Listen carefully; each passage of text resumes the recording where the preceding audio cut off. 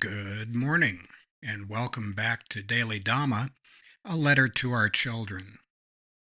Today is May 28th, and our reading is the Central Scrutinizer. Eventually, it was discovered that God did not want us to be all the same.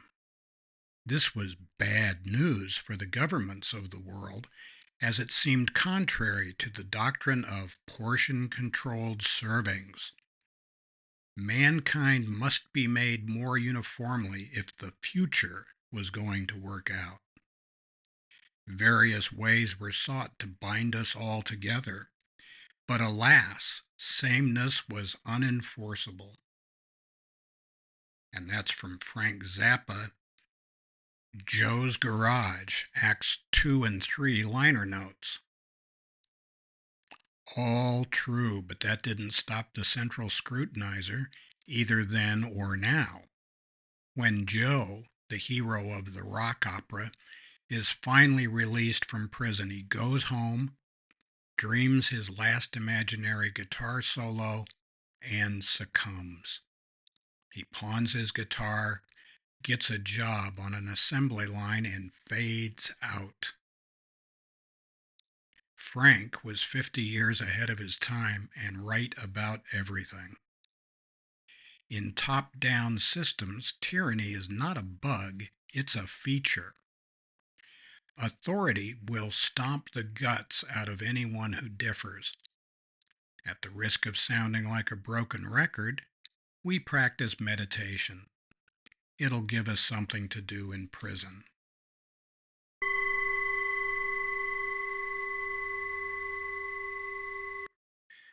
So again, that's what we recommend to everybody else.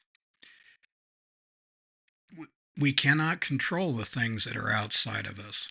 The Stoics said it, the Buddhists said it, there are a lot of other wise guys who said it. Taoism and Confucianism kind of goes along the same lines. The Hindus are down with that as well, and probably a lot of other people that we haven't mentioned.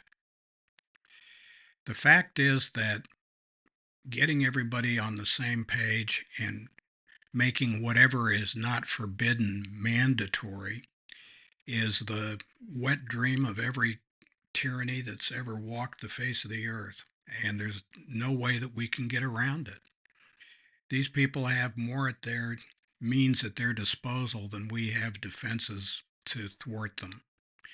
And so while we should not voluntarily throw in the towel on our thinking, we do need to direct our actions towards something that's useful. And in many cases, what's most useful is to meditate and to get control of our own mind. Of course, that's only our opinion. Of course, it's very self-serving to applaud Frank Zappa as being a genius. We like him, and anybody who agrees with us must be a genius, I guess. He did 2 rock operas, Joe's Garage, I think there are 3 acts to that, and Thingfish, and neither one of these could be published today.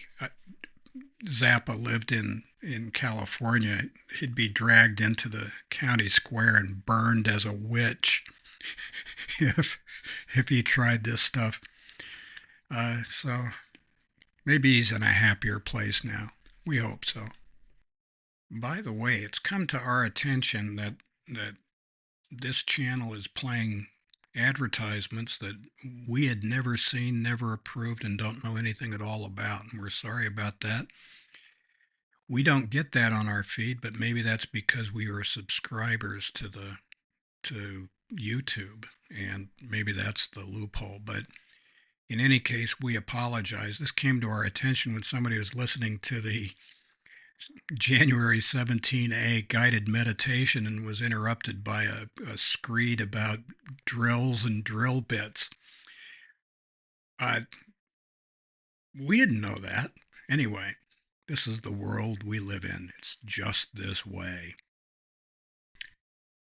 So happy trails to you until we meet again.